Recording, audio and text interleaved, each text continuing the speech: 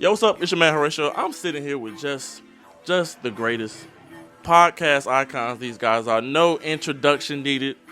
The Read Podcast, Kid, Fury and Crissle. How are you guys doing? Pretty good. Thank you so much for being here. Great show here tonight in DC. How does it feel after 6 years to still have people excited to come out and just hear you guys' normal conversation and banter? I mean, really, it just feels like a huge blessing at this point that people are still willingly tuning in every week to hear us, drag white people and talk about all of the inequalities in this world and talk about things that matter to us and that we're passionate about. I just feel like it's a huge blessing to be able to do this sort of thing for a living. Now, the news broke earlier this year about your new TV show on Fuse. I know there hasn't been an official date set, but can you talk about the format and really what that show will consist of? Yeah, it's pretty much meant to be like a late night talk sort of thing. It's meant to kind of reflect the tone of the podcast, and we're planning on adding some new things into the mix that can only be done with visuals, obviously. And yeah, I think it's going to be a lot of fun, and I think it's going to fill a lot of the voids that people have been looking for from us that they can't get through just audio, i.e. facial expressions and foolish, body language and all of that kind of stuff should be fun, and some other surprising things as well. So it should be kind of like a older sibling to the podcast in a way, or maybe a younger sibling that got like nicer clothes. Right. It's like way younger. Yeah. Like 7 years younger than my brother. Yeah. So we got new things. Yeah. So speaking of shows, Kapri, you're developing your show for HBO. How are you dealing with the pressure of that and just the overall progress of the show? Yeah, it's been very enlightening and difficult, and I think that I'm learning a lot about myself and the process of making television, and it's one of those things that's a challenge that you kind of sort of have to be grateful for, because I know that it's like challenging for a reason. And I feel like in a lot of ways it kind of came out of nowhere, because I wasn't expecting for anybody to want to make this show. I thought that best case I would get to meet some really cool people at some networks I really like and maybe make a nice impression. So the fact that it's come this far and that Lena Waithe is a part of it and all of this stuff, I feel like it's for a reason, and I have to do the best of my ability to see it through. And I think it's going to hopefully make a difference. At least that's the plan for me, and tell some interesting stories. But yeah. I know key to you guys' success is that you haven't changed the format of the podcast since it's begun. So, Crissle, why was it important for you to add Crissle's Couch to the questions as well as share your own experiences with mental health? Well, we both have our mental health issues with depression, anxiety, other things like that. And so do a lot of our listeners. And the more that we talked about the fact that we were in therapy and the things that we had worked out in therapy, the more questions we naturally got in the inbox about it. And eventually it got to the point where I felt like, maybe not every week, because I'm not always in a space every week to tackle that, but at least occasionally we need to take a mental health related question and just expound on how therapy has been so beneficial for us and some of the lessons that we've learned, because unfortunately, therapy is not very accessible. You have to have a certain amount of money or certain job, certain insurance. And even with those things, it's still a matter of finding someone who can meet you where you are, and someone that you like vibe with, someone you can feel comfortable opening up with. So there's a lot of barriers in place to therapy, especially for Black queer people. So when I actually brought it up to my therapist. She knows that I have a podcast, and I told her that I wanted to talk about it on the show, and she said that she thought I should. She said, if you can give people, obviously not therapy, she got a PhD and I do not, but if you can share the things you've learned with people who need it the most and who have the least amount of access to it, then you should do that. So it's difficult because you have to be a certain level of like vulnerable, and everybody is not kind, but it helps way more people than not. And every single time we talk about mental health, we get so many letters and tweets and Instagram whatevers from people who say, what y'all said on the show completely changed my life. It changed my perspective. Like, y'all have given me something new to work with, tools I didn't have before. So it's very worth it, and it's very needed. Like, the world is only getting more stressful and more difficult to navigate. A common theme on the podcast is that you don't really consider yourself celebrities, and just like your read tonight. So how do you deal with the fame that y'all get at these live shows? You know, people screaming out they love you and things, and just in the street, and just overall stay humble. Yeah, I would not call it fame either. Like, I mean, it's very easy for me to stay humble because I am always constantly humiliating myself, something I'm working on in therapy, to like stop bringing myself down all the time. But I just kind of look at it as we are two people who are so fortunate to be able to make our own rules as far as what we do for a living. So anytime people say that they love us or that the show has done something for them or that it means something to them, I just consider that a privilege and an honor. And it's just not, I'm still a very regular person. I open my own door at night, take my own showers, cook my own food, clean my own house. It's not like I'm out here living a Beyonce lifestyle or anything. So I think for me, I started the Kid Fury thing sort of as a way to feel something for myself. Like, I never intended to do this with the intention of being famous or popular or any of that. I did always have interest in making television and making people laugh and all that other stuff.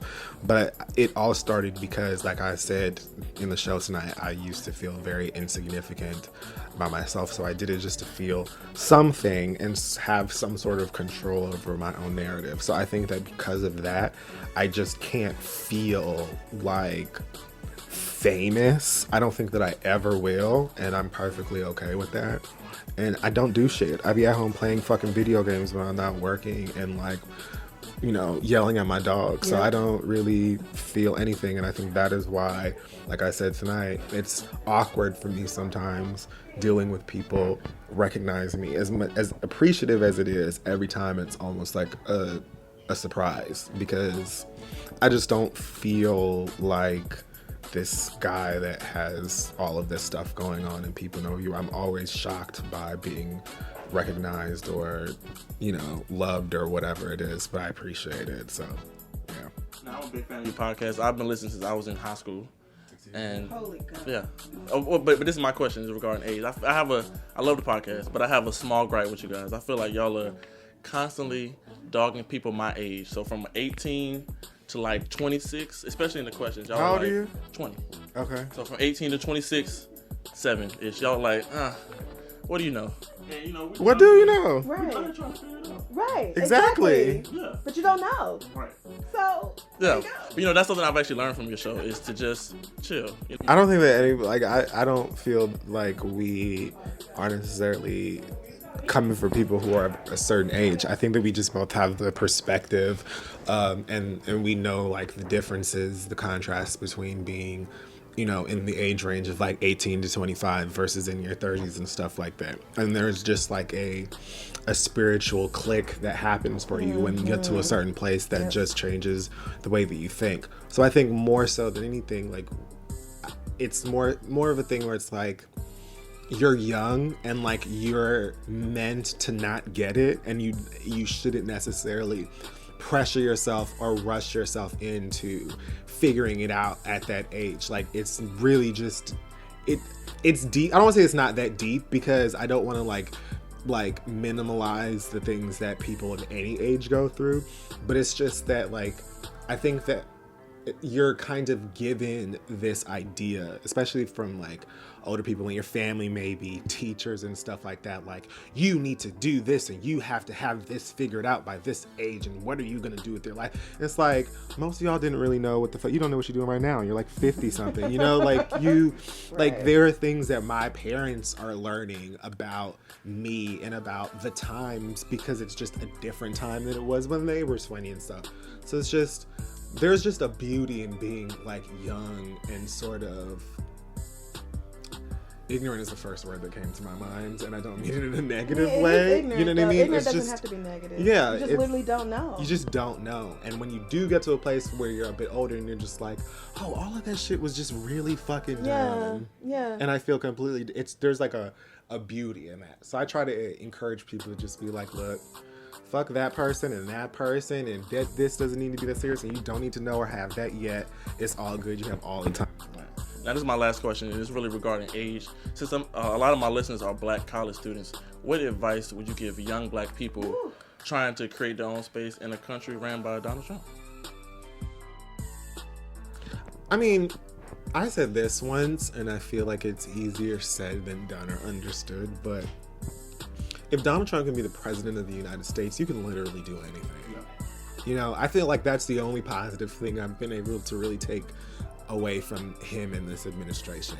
If that complete dumbass who trolled the country and still ended up being the president and doesn't know anything, like he doesn't know what he's doing at all, if he can literally lead the country and can likely get another term, right, you can do any fucking thing, anything that you set your mind to. So for me, I think that it's mostly like about trying and giving a certain effort, you know, like the things that we've done, we've had to bust our ass to sort of get to certain places. But like, even what I said about like the HBO thing, the podcast, we never planned to do this podcast and make money and go on tour and do shows and stuff. Nope. We just didn't have shit up. Well, you had a job. Yeah, I had a job. I didn't. I wasn't planning on getting one. So we just didn't have, you know, we were free to do things and we just wanted to try something. And it ended up being what it is now. So I always try to just encourage people to give it a fucking shot. The worst thing that could happen is that it doesn't immediately take you to where you thought it would. Yep. But you just have to give it the effort. You have to try, you know, and you'll learn a lot about yourself. You'll learn a lot about the field, and then you can apply that to other things in the future. But if you just kind of like admit defeat or feel like you can't do certain things, I don't feel like I could write TV, but I am. You know what I mean? I don't feel like I didn't feel like I could be a stand-up comedian or I could go and do a stand-up tour, but I did. You just have to fucking do it. Yep.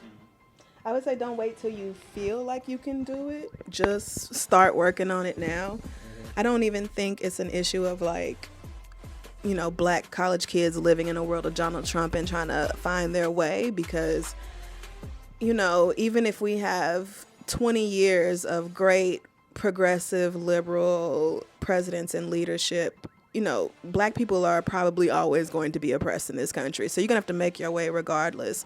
Don't stress out over the dumb shit. This is why, like, young people get so stressed out about us, because it's like they email us and they have all of these concerns that really boil down to nothing. So that's why we try to, like, remind people who are in their early to mid-20s, there's still a lot of life left.